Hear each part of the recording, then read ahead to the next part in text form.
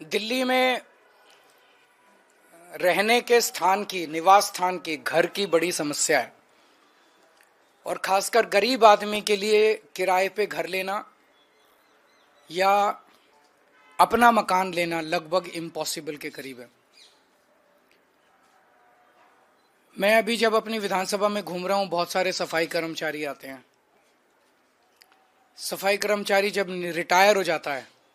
जब तक रिटायर होता है तब तक तो उसे सरकारी निवास मिल जाता है, लेकिन जब रिटायर होता है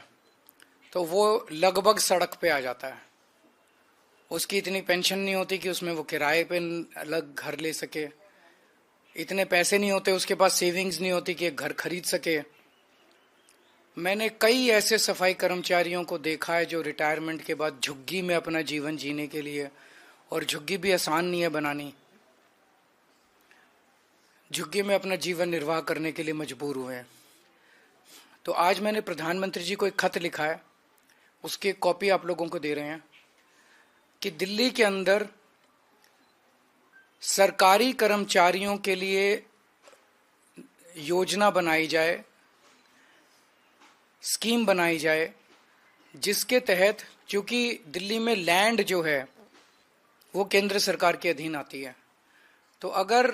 सब्सिडाइज्ड, हाईली सब्सिडाइज्ड रेट पे केंद्र सरकार लैंड दे दे तो उस पे दिल्ली सरकार मकान बनवा देगी और आसान किश्तों के अंदर सरकारी कर्मचारी वो उसका पैसा भुगतान करके उसके मालिक बन सकते हैं, उन घरों के मालिक बन सकते हैं। तो मैंने आज उनसे निवेदन किया है कि इसकी शुरुआत हम सभी सफाई कर्मचारियों से कर सकते हैं। इस योजना की एनडीएमसी के सफाई कर्मचारी हैं और नगर निगम के सफाई कर्मचारी हैं, और एनडीएमसी के और दिल्ली नगर निगम के जो सफाई कर्मचारी हैं, इन लोगों से इस योजना की शुरुआत की जाए, जिसके तहत केंद्र सरकार जमीन दे, दिल्ली सरकार उस पर घर बनवा दे और सभी सफाई कर्मचारी आखिरी के अपने कुछ सालों में अपनी तनख्वाह में से उसकी किश्तें कटवा के, और जब तक रिटायर हों तो रिटायरमेंट में उनके लिए एक सम्मानजनक जीवन जीने के लिए घर उन लोगों को मिल जाए।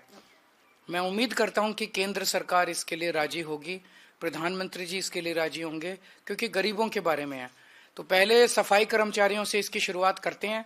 एक बार ये शुरू हो गई स्कीम तो फिर अन्य कर्मचारी, सरकारी कर्मचारियों के लिए भी इसको लागू किया जा सकता है। तो ये बेहद कल्याणकारी, जैसे प्रधानमंत्री जी ने कहा कि दिल्ली की कल्याणकारी योजनाएं लागू रहनी चाहिए, तो नई नई कल्याणकारी योजनाएं भी लागू होनी चाहिए। ये एक नई कल्याणकारी योजना मैंने आज प्रधानमंत्री जी को भेजी है।